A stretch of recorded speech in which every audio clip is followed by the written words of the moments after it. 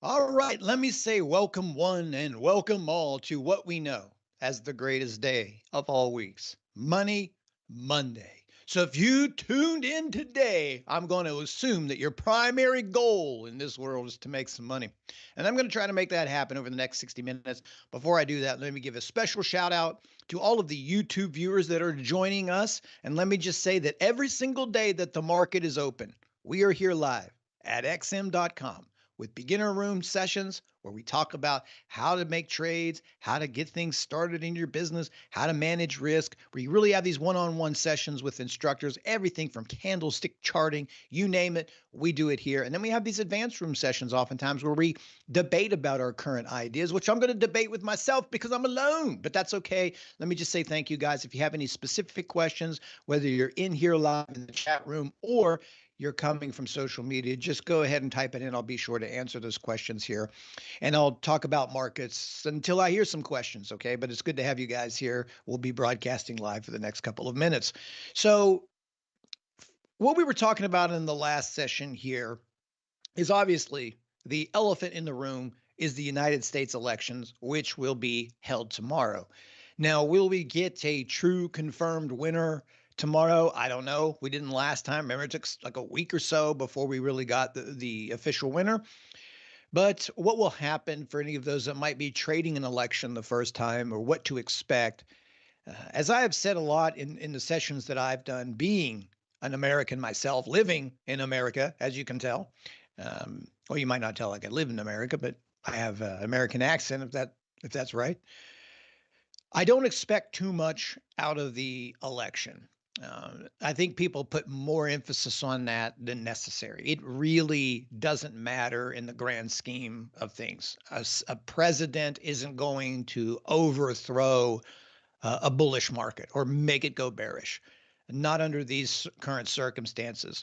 Really, truly, the only one that has the power to do so is the Federal Reserve. That is far more important, or a central bank, far more important, and they have far more power than the actual president, believe it or not. They do. And that's just the way it's always been. And another reason I would say that is because the market is free of surprises. Frank and I were talking about this in the nightmare session, and I'm just passing this on to anybody that might be listening. If we never cross paths again, take this with you no matter where you go. Market just doesn't like surprises. And if you are in a bull market, an uptrending market, you'll most likely stay there until there is a surprise or cause for major concern that will change that course. That's why smaller reports like CPIs or PPIs and manufacturing and employment, they have small impacts, but they don't change normally the overall trend unless the circumstances are really weird, and they're not. The only people that have the power to do that is Fed policy and interest rates and things like that. And the reason I say there's no surprises is because one, Donald Trump has already been the president in 2016. So they've had 4 years. We've had 4 years of Trump. We know what we would get if Trump gets elected. Kamala Harris has been the vice president for 4 years. We know exactly what we would get if Kamala Harris is elected. So there isn't a surprise this year. Both have served time in the White House. So it doesn't matter. Now, could it create a little pocket of volatility? Sure. Could it create a little small sell off? Sure. But it won't, in my opinion, impact anything longer term. That's just, I'm passing this off from one trader to the next. Um, who knows what you'll get? You never know until it actually happens, but chances are no. Which brings us to, where are we today? What are we looking at? And I would say just generally today, we were also talking about this in the nightmare trade sessions. Not every day that you're trading is filled with value. One of the topics we were having earlier is that oftentimes a trader's mistakes are because you're kind of getting yourself into trouble before it even starts. It's kind of like life, I mentioned, right? Like, part of getting through life is avoiding trouble in the first place, right? Is kind of seeing trouble. I'm not going there. And that's kind of trading too. Like, you look at something and say, I'm not partaking in that. And today's the kind of day that you might not have a lot of value, because I would imagine that 90% of the world is going to stand on their, put their hands in their pockets and wait for the election results. Makes sense. Big money probably isn't going to go to work. And it's not because they don't believe in the market. What probably will happen, sharing more election information with you, is who would stand to gain from one party being elected versus another. And this is really easy to find. Go to any social media site or Twitter. What does Kamala Harris own in her personal stock portfolio? What does Trump own in his personal stock portfolio? Who are their special interests? Those individual stocks will probably do well. Now, there is a blueprint for that. Typically, Republican presidents, if Republicans get elected, they are oil based. They have a lot of oil, fracking, coal, uh, dirty kind of energy, they would call it. That's kind of where they go.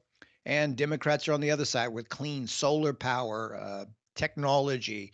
Those are the things that really do well under those because they offer a lot of tax cuts and tax credits for EVs and stuff like that. So perhaps those special individual stocks will have specific movements, but the overall market will be okay. So I don't think today is going to be the kind of day we're just blessed with mega range, but you never know. So let's take a look at it right now. And I would say throughout this week, one thing on my mind would be if you look at the green line there, that's just a simple 50-day moving average. I happened to put that up there for something I was teaching here last week. But first and foremost, I would be really paying attention. Does this market hold up the 50 moving average? We haven't been under that, right? We didn't move under that since August. It's been quite some time since we've, even been there. Last time we were there, we crossed over in September. So it's been, a month and a half. We've stayed above this. And usually the blueprint, which is again, these are just guides. I don't want to get too involved in indicator chat, but normally when you're above the 50 moving average, you want to give the bulls the benefit of the doubt. When you're below the 50 moving average, you want to give the bears the benefit of the doubt. Typically, rallies under the 50 have a chance to be suppressed and sold. Rallies tend to sustain themselves a little bit more. That's just a benchmark. It's not a guarantee by any means, but it's a benchmark. So I would first, do you hold this up? And with that, can you? And it's also support from back here. Can you maintain that line in the sand this week? And if you hold that up, that could be the extent of that correction. And will you make another move like this? Will you continue to, push back up maybe later towards the end of the month? But first things first, can you hold that up this week? And one way or the other, when you come to an important level like this, the good thing is you start to pick up clues on whether, before you even get there, is the market have any sort of interest in at least supporting that for the short term. And if we pull up a 5 minute, you'll see here the answer to that so far is yes. So you have, show you here, you've gotten into here and you did hold, right? And you managed to kind of upswing a little bit, right? Overnight session when futures opened, you revisit that support, you hold, and you're just kind of following that trend up. You just now had a drop here in the pre-market, and there's another bounce on it. Now, these bounces might not hold. So for those that are listening here for the first time, maybe you're on YouTube, those definitely here in the live session that we're doing. Every Wednesday, I do a session. It's the last one of the day. It's called Decoding Charts. And what we're always trying to do is look at the chart and read the language that it's speaking. So what this means right here, this particular move, it doesn't mean that it's bullish or bearish or the low is in, right? Like this one, right? Like this one. It could spark a rally and maybe it gets sold. But what this move is showing you that there are still dip buyers at work, right? So the dip buyer isn't dead. There's still this, you see that every time you get down into that hole in there, it just pops back up. You get down the hole, it pops back up. Now, there may be an algorithm down there. There may be a big buyer. Who knows what the reason is? But what we see is that there's dips being bought, okay? Which means that the dip buyer, the theory of the dip buying, is not dead. They're still there in spite of an election tomorrow and a Fed a little bit later on. So keep that in mind. Now, how that helps you is pretty simple as a trader. If your theory is to short this market, you obviously don't want to start leaning into your short down at the bottom. Like that doesn't make any sense whatsoever to try to do it there, right? You want to try it way off of that, maybe after a rally, but you don't want to start going down in that whole leaning into a sell. And you don't necessarily want to panic sell. So every day when the market opens, what it does is it sets the level that we start with each day. So it's obvious right now, you could just put a line right there. And in the near future, right at the open, we want to do two things. We don't want to start aggressively selling right there early. That level may be broken later in the day, but in the first pass, if you go into the first round, you're going to keep getting. So again, you got a really huge dip buyer right there, and you have some selling that's been taking place right up here. And this is pretty simple stuff. We teach this with the box strategy, but this is your range up here. So in the beginning of the day, we want to stay away from aggressively longing there and aggressively selling there until these are either tested, retested, revisited, or more clues develop along the way. Okay, that's the way I look at charts. Is it the only way? No, but that's the way that I look at them, and I will share with you because I think one of the hardest things for a trader is just getting on the right side in the first place, right? Is getting into the right trade at the right time, right? And going from there. So what I would see here is we still are from Friday making some lower highs. We're kind of really not getting a bunch of interest. You had a little bit of a rally there, a little rally last night. Both of them have been sold. So I wouldn't be surprised for this one to revisit that low. Excuse me, Gesundheit.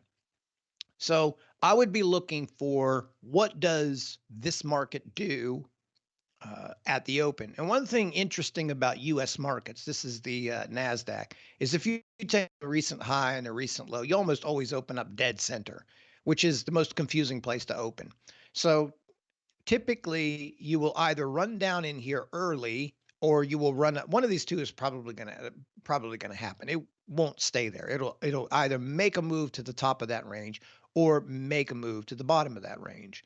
And usually what happens in those scenarios is it reverses itself. If you look back here, um, you'll see the same kind of situation here. It begins to sell off at the open and it bounces, right? Even starts to bounce here, but it really falls apart, right? Same thing here. It continues to find a way to bounce, and maybe that's what you get.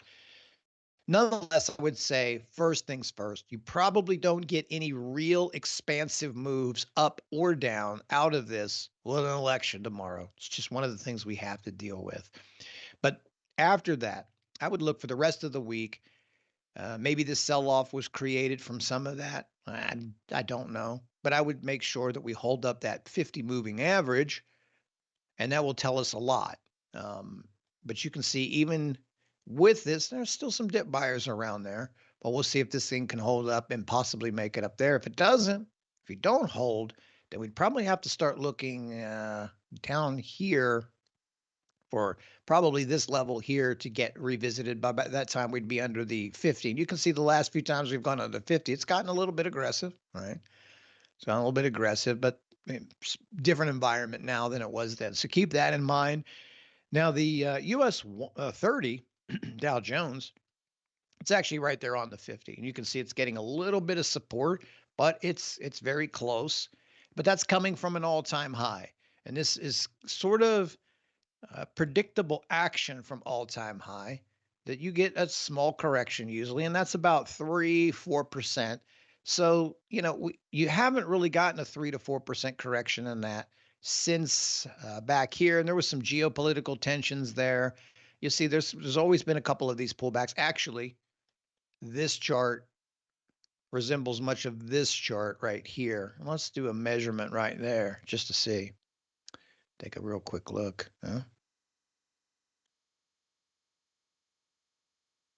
Yeah, that was about six or seven. So it's possible. And you can see once you got under the 50 there, you accelerated a little bit and back up it came. So I wouldn't be, overly surprised for a little bit more of a pullback, maybe right down into there. But that's where we stand looking at today. Hold on.